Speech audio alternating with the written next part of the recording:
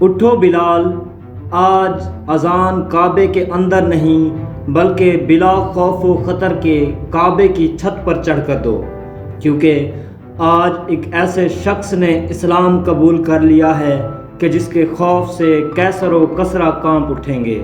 ایک ایسے شخص نے اسلام قبول کر لیا ہے کہ جو اسلامی مملکت کا سب سے بڑا حکمران ہوگا۔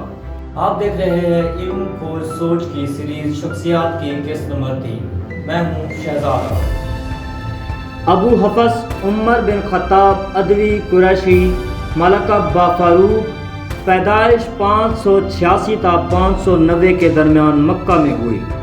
ابو بکر صدیق کے بعد مسلمانوں کے دوسرے خلیفہ راشد، محمد صلی اللہ علیہ وآلہ وسلم کے خسر اور تاریخ اسلام کی اہم ترین شخصیات میں سے ایک ہیں۔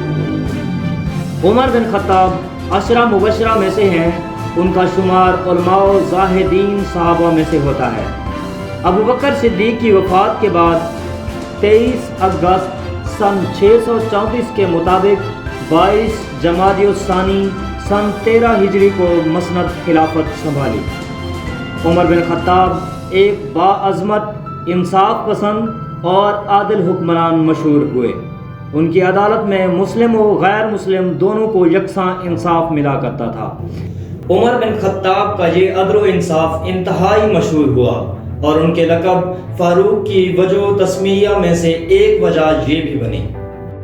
عمر بن خطاب ہجری تقویم کے بانی بھی ہیں۔ ان کے دور خلافت میں عراق، مصر، لیبیا، سرزمین شام، ایران، خراسان، مشرقی اناطولیہ، جنوبی آرمینیا اور سجستان فتح ہو کر مملکت اسلامی میں شامل ہوئے اور اس کا رقبہ 22,51,000 اور 30 مربع میل پر پھیل گیا۔ عمر بن خطاب ہی کے دور خلافت میں پہلی مرتبہ یروشلم فتح ہوا۔ اس طرح ساسانی سلطنت کا مکمل رقبہ اور بازنطینی سلطنت کا تقریباً تہائی حصہ اسلامی سلطنت کے زیر نگین آ گیا۔ عمر بن خطاب نے جس مہارت، شجاعت اور عسکری صلاحیت سے ساسانی سلطنت کی مکمل شہنشاہیت کو 2 سال سے بھی کم عرصے میں زیر کر لیا، نیز اپنی سلطنت و حدود، سلطنت کا انتظام، رعایا کی جملہ ضروریات کی نگہداشت اور دیگر امور سلطنت کو جس حسن اسلوبی اور مہارت و ذمہ داری کے ساتھ نبھایا، وہ ان کی عبقریت کی دلیل ہیں۔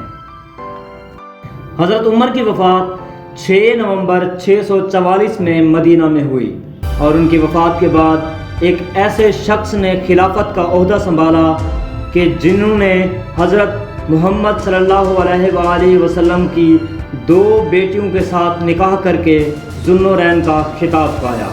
اگر آپ حضرت عثمان کے بارے میں جاننا چاہتے ہیں اور ان کی خلافت اور دور حکومت کے بارے میں جاننا چاہتے ہیں تو آپ ہماری اگلی قسط کا انتظار کیجیے۔ اس کے علاوہ اگر آپ شخصیات کی قسط نمبر 1 اور 2 دیکھنا چاہتے ہیں تو اس کی پلے لسٹ آپ کو یہاں، اور اگر آپ ہیکنگ فری میں سیکھنا چاہتے ہیں تو اس کا مکمل کورس آپ کو یہاں